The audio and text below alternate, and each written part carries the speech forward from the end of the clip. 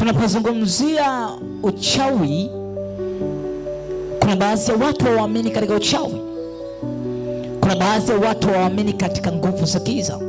Lakini moja kwa moja, ukiwa ni msomaji mzuri wa Biblia, utajua kabisa kuna uchawi. Biblia inautambua uchawi. Nini maana ya uchawi? Maana ya uchawi tunasema ni kutumika kwa nguvu za kuharibu hatima za watu. Tunaita ni uchawi, manipulation of destiny. Uharibifu ni nguvu ambayo inaharibu hatima, au ni nguvu ambayo inaachiliwa, ni nguvu ya giza ambayo inaachiliwa kuharibu hatima za watu au kuharibu maisha ya watu.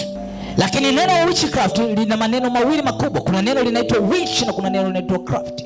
Tunapozungumzia witch ni kupindisha, bending things.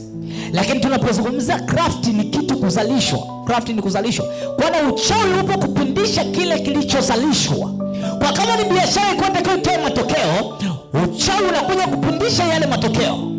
Kama ni huduma ambayo iko inatakiwa itoe matokeo, uchawi ni unakuja kupindisha yale matokeo. Yaani yale matokeo yasitokee. Kama ni ndoa ambayo iko inazaa furaha, uchawi ukiachiliwa kwenye ile ndoa, matokeo ambayo inazaa ni matokeo ya uharibifu, ni matokeo ya talaka, ni matokeo ya kuharibiwa. Kwa uchawi unakuja kupindisha baasha vitu visitokee katika uhalisia wao.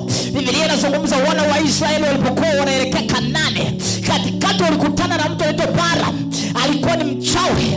Aliambiwa atabiri mabaya kwa Waisraeli, atamke vitu visivyotakiwa kwa Israeli. Nini? Apindishe safari yao, apindishe matokeo yao, kile ambacho wanakitegemea, ule nguvu zao, zile uweza wao usitokee. Oh my God, I don't know.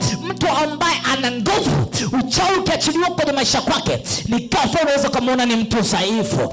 Mtu ambaye alikuwa ni tajiri, uchawi ukiachiliwa kwenye maisha ya kwake, ghafla atashuhudia hasara. Uchawi ukiachiliwa kwenye maisha ya mtu, ni hatima inakwenda kuharibiwa. Biblia yangu inatambua uwepo wa uchawi. Inasema katika Hesabu 23:23, inasema hakuna uchawi juu ya Yakobo wala uganga juu ya Israeli. Kwa uchawi kumbe unaweza kuachiliwa juu ya Yakobo, na uganga unaweza kufanyika kinyume na Israeli. My God, I don't know kama kuna mtu ananielewa. Mtu aliyempokea Yesu Kristo, akamwamini Yesu Kristo vizuri, akamwamini Yesu Kristo na kumfuata, akajazwa uwezo wa Roho Mtakatifu, ni tayari maisha kwake hakuna uharibifu unaweza kutokea hasa wa kichawi. Lakini moja kwa moja biashara yake inaweza karogwa, watoto wake wanaweza karogwa, eneo lake la kazi linaweza likarogwa. Ni yeye aliyejaa Roho Mtakatifu. Vipi kuhusiana na biashara yake? Vipi kuhusiana na ndoa yake? Vipi kuhusiana na vitu ambavyo vinamzunguka?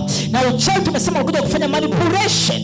Rakabakoria manda, unafanya vitu visiwe katika ule uhalisia wake, inafanya vitu visitokee kama inavyotakiwa kutokea. Imakashaka tayara. Leo ninakuja kushinda uchawi katika jina la Yesu.